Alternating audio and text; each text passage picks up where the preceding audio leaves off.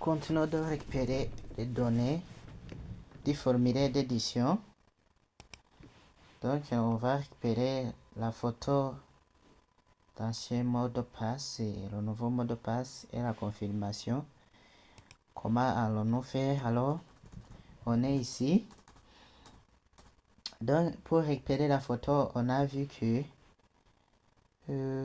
avant de récupérer la photo ici, je vais changer aussi. Ici c'est first name. Oui. Ici c'est first name, ce n'est pas last name. First name, ici c'est gender.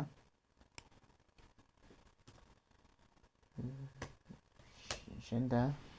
Ici je mets email.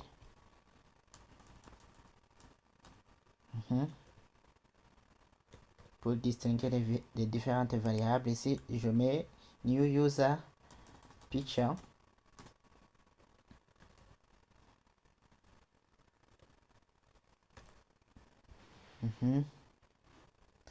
Ici à l'intérieur de file, qu'est-ce que je mets? Je mets le nom de la photo que nous allons utiliser ici dans Edit étudiant. Se trouver la photo, oui, ici picture.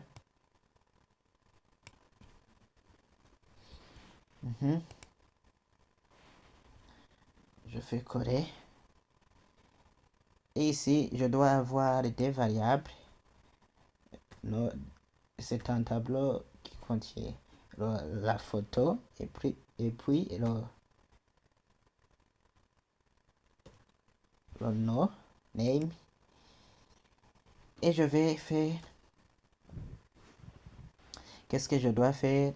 Même si je reproduisais le même code, c'est celui que nous allons utiliser.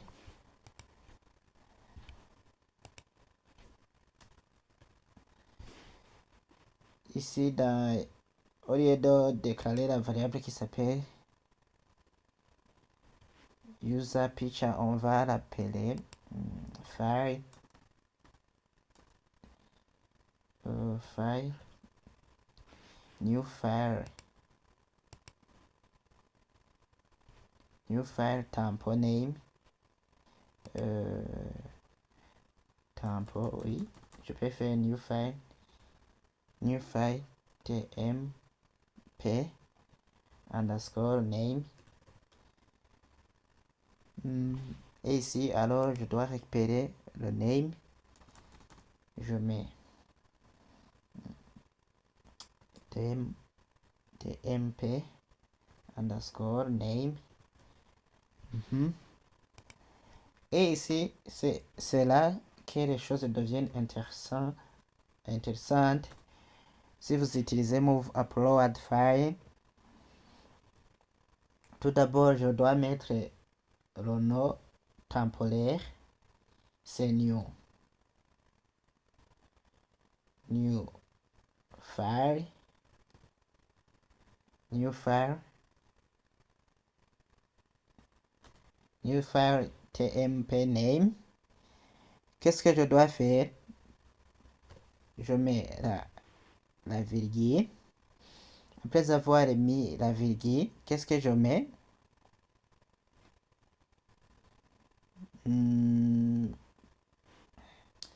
Je mets point slash. Je vais aller dans quel dossier? Tout d'abord, avant d'aller dans le dossier, qu'est-ce que je dois montrer?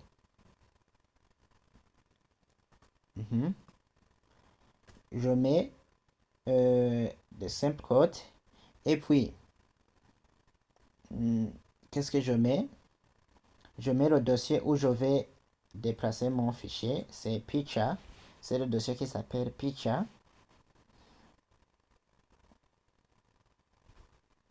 Slash. À l'extérieur, je mets la concaténation. Et puis je mets aussi le user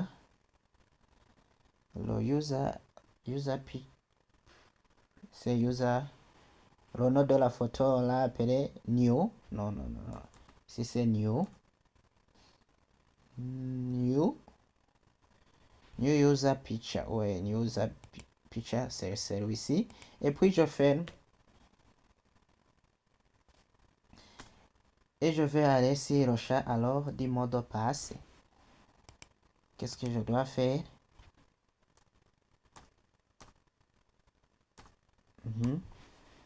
Qu'est-ce que je dois faire pour le mot de passe? Pour le mot de passe, je dois déclarer une variable que je vais appeler par exemple. Pourquoi ne pas l'appeler ord? C'est la variable ord qui pourrait récupérer le mot de passe ancien. Et puis, est-ce que je dois éviter du HTML spécial char7? Et oui, je peux laisser. Si ça ne marche pas, je vais changer après. Au lieu de récupérer le password, le last name, je vais récupérer l'ancien mot de passe.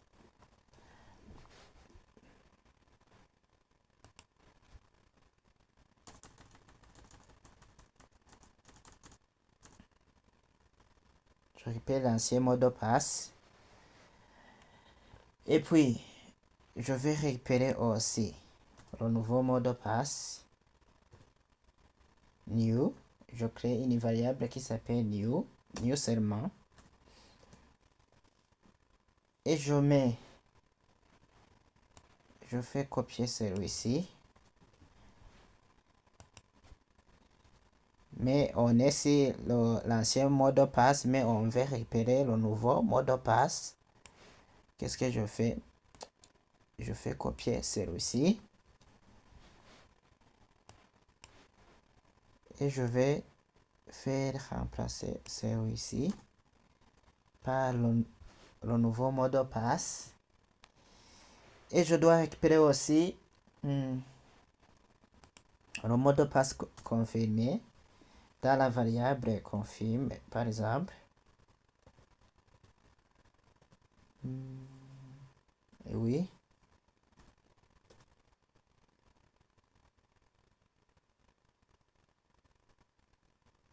Est-ce que pour le mot de passe, on a besoin de mettre HTML spécial char7? Non, pour le moment, je ne crois pas qu'on va utiliser HTML spécial char7. J'arrive HTML spécial char7. Non, je laisse, je vais changer après si ça ne marche pas. Et je mets HTML spécial char7. Ce n'est pas spécial char7. C'est spécial char. Ici, je dois récupérer le mot de passe confirmé.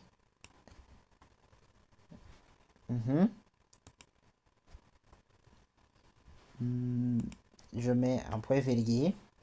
Après avoir récupéré le mot de les trois mots de passe ou bien les données aussi du formulaire, qu'est-ce que je dois faire?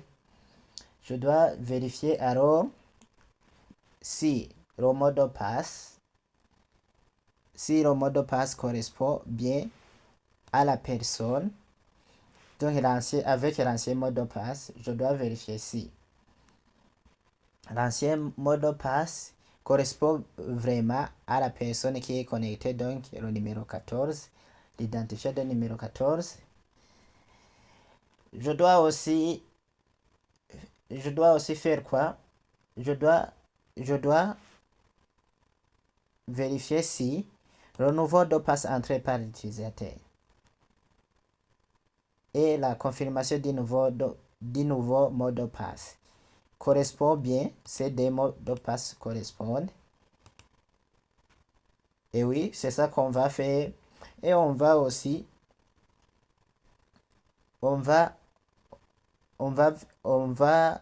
envoyer les données dans la base de données dans la base de données en état, le mot de passe doit être haché, donc doit être crypté comme cela, puisque si vous réussissez à accéder à la base de données que vous voyez les mots de passe des utilisateurs, vous pouvez y accéder facilement.